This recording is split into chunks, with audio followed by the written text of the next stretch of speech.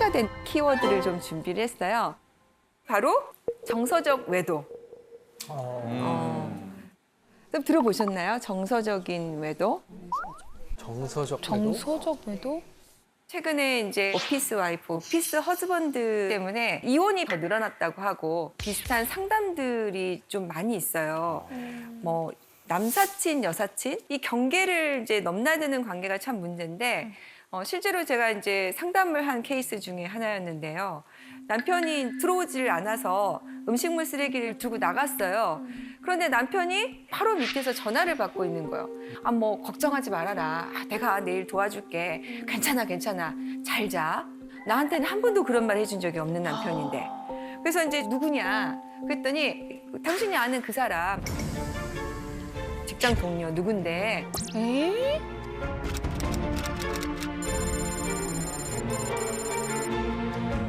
그래서 이제 그때부터 좀 남편의 행동을 유심히 관찰하기 시작을 했는데 남편이 휴대폰을 놓지를 않고 계속해서 들고 있는 거죠. 그래서 남편이 이제 자는 틈을 타서 휴대폰을 좀 봤는데 뭐 잘 자라고 서로 안부를 전하고 매일 점심을 같이 먹고 그런데 잠자리를 나눈 흔적은 없어요.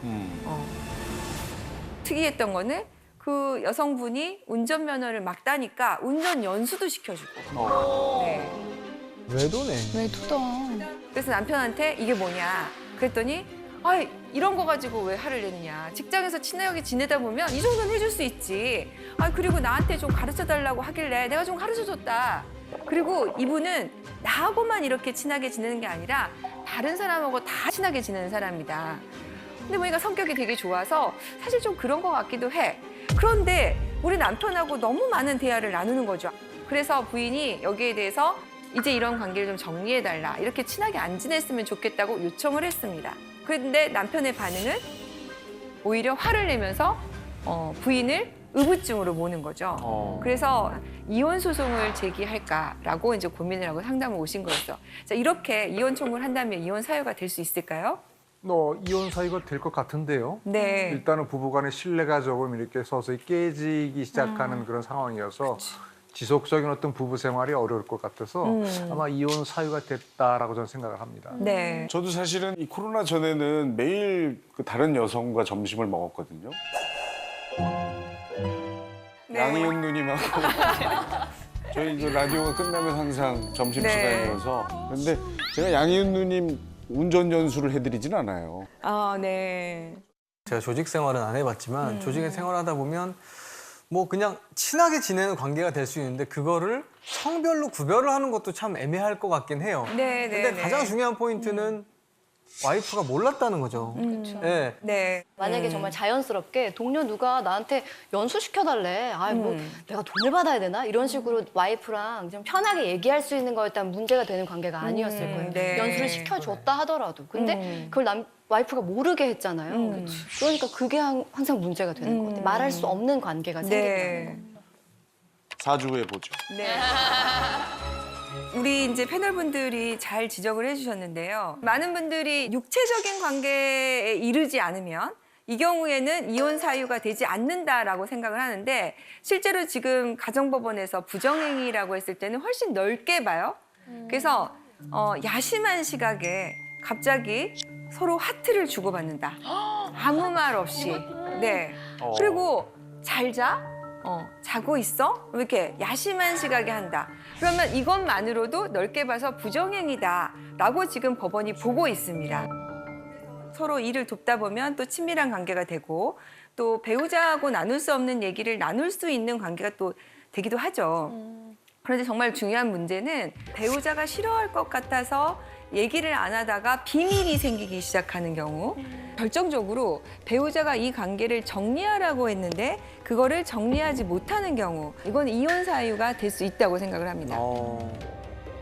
그래서 이에 대해서 조금 오해가 없으셨으면 좋겠고요. 이런 일이 생기면 배우자에게 단호하게 나는 이런 게 싫다.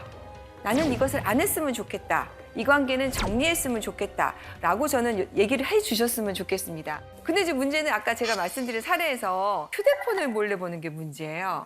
그죠? 네, 많이들 알고 계시지만 배우자의 경우에도 비밀번호를 공유하지 않은 상태에서 들어가서 보는 것은 개인정보법 위반이고요. 비밀침해죄가 됩니다.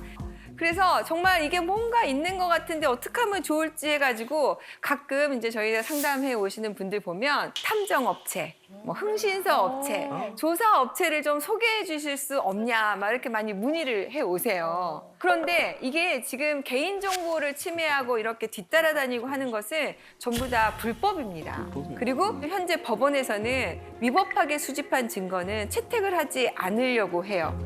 예. 그리고 또 비용도 굉장히 비싸요. 하루에 30만 원에서 뭐 많게는 80만 원까지 가고요. 또 이런 게 이제 하루 이틀에 밝혀지는 게 아니니까 자꾸 정보를 못 구한다고 해서 기간을 연장시키는 거죠. 그래서 실제로 한 달에 한 3천만 원 정도 쓰신 분을 봤어요. 그리고 또 내가 지금 의뢰를 받았는데 당신이 돈을 2배로 주면 내가 이거를 안 하겠다.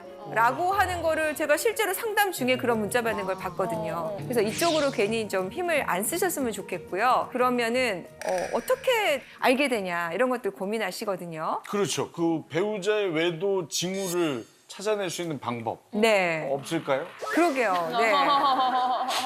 그런데 제가 이제 보니까 아무래도 이제 일상을 같이 하다 보니까 평소와 다른 행태는 눈에 보입니다. 제일 첫 번째가 뭘까요? 우리 사례에서 남편이 핸드폰을 놓지 않는 거예요. 화장실 갈 때도 가져가고 베개 밑에 두고 자고. 그리고 패턴을 자꾸 바꾸고. 그게 뭐예요? 그 핸드폰이 바로 판도라의 상자. 그래서 이거를 펀도라의 상자라고 하더라고요. 또 두 번째도 뭐가 있을까요? 특이점이?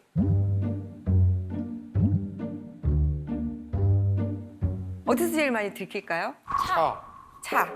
딩동댕. 네. 내비게이션 목적지 검색 이런 거. 네. 그래서 쭉 보면 어디를 다녀왔는지 알게 되죠. 차 얘기하니까요. 네. 블루투스로 통화를 하잖아요. 네네. 웬만한 제조사의 차들이 외부로 다 소리가 들립니다. 은밀하게 통화를 하다가 와이프가 지하주차장에서 쓱 지나가다 뭔 소리지 하고 딱 듣는 순간 모든 내용이 다 발설됩니다. 중계가 돼버리는 거죠. 네, 그러니까 이제 네. 지하주차장에서 특히나 울림이 많은 곳에서 이렇게 통화를 하실 때 블루투스를 좀 작게 해놓으시거나 안에서 이렇게 그냥 전화로 아니 이렇게 정보를 주시면 어떡해요. 네. 차 안에서 바로 핸드폰하고 연동이 되잖아요. 네네. 그럼 운전하는 중에 어떤 일이 발생하냐면 오는 문자 메시지나 SNS들이 이렇게 화면상에 나타나요. 잘못 누르면 음성으로 이렇게 문자를 읽어주거든요, 차에서. 그래서 이런 분들은 내비게이션을 안 쓴답니다. 네. 와. 근데 그런 얘기 있더라고요. 바람을 한 번도 안 피운 사람은 있어도 한 번만 피우는 사람은 없다고. 그러니까 습관적으로 계속 이렇게 외도를 하게 된다는 건데 아무래도 이렇게 사건 맡으시면 그런 사람들 실제로 보시잖아요. 그런 외도하는 사람들만의 공통점 같은 게 있을 것 같아요. 솔직히 말씀드리면 공통점은 참 찾기가 어려워요. 정말 안 할 것 같으신 분들, 정말 이런 분이 하실 것 같은 분들까지 있기 때문에 공통점은 어려운데 이제 이분들의 특징이라고 한다면 다른 사람에게 상처 주는 거에 대해서 굉장히 좀 무감각하다는 거. 그래서 오히려 본인이 큰 소리 치는 경우가 많다. 여러분들 그 유책 배우자 이혼 청구라고 들어보셨습니까? 쉽게 얘기하면 바람 피운 사람이 오히려 큰 소리 치면서 적반하장으로 이혼하자고 하는 거죠. 내가 들켰어요? 그러면은 배우자에게 미안하다고 해야 되는데 오히려 왜 다른 사람들은 가만히 있는데 너만 그러냐? 이 정도는 다 누구나 하는 거 아니냐? 내 친구들 다 물어봐도 다 괜찮은데 나만 지금 이렇게 산다라고 하면서 오히려 이혼 청구를 하는 경우가 있죠. 실제로 이제 사례를 이제 좀 소개를 해드리면.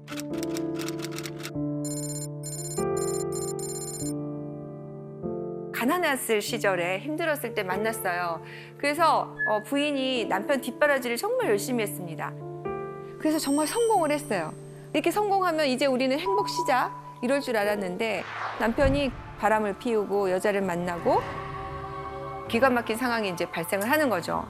그래서 이제 부인이 아니 그동안 우리가 너무 고생해서 여기까지 왔는데 당신 한 번 실수는 내가 봐주겠다. 당신 빨리 정신 차리고 돌아와라. 그랬더니 오히려 이걸 문제 삼는다고 부인을 폭행을 하는 거죠. 그러면 지금 뭐 바람도 피워요. 폭행도 해요. 그러면 말 그대로 정말 유책 배우자인 거죠. 근데 배우자 입장에서는 아니 내가 뒷바라지에서 고생해서 여기까지 왔는데 이거 하나만 가지고 이혼한다는 게 너무 또 억울하잖아요. 그리고 또 아이들이 있으면 가정도 지키고 싶으니까 이혼을 하지 않기를 원하는 경우가 많이 있거든요. 근데 이런 남편들이 또 이혼을 요구할 때 제일 첫 번째 하는 게 뭐냐면 생활비부터 끊습니다. 나쁘다.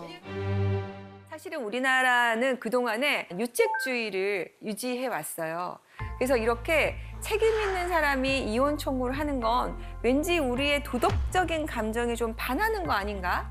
라는 생각을 했는데 아니 그래도 말이야 이혼이 별거가 아닌 세상인데 이렇게 서로 안 맞고 안 산다는 사람을 붙여놓는 것이 의미가 있어? 그러면 이거는 잘 정리하는 것이 더 낫지 않을까? 라고 생각하는 사람들이 생겨나기 시작한 거죠. 이런 거를 파탄주의라고 부릅니다. 어느 사이엔가 전 세계에서 대부분의 나라에서 파탄주의를 채택을 했어요.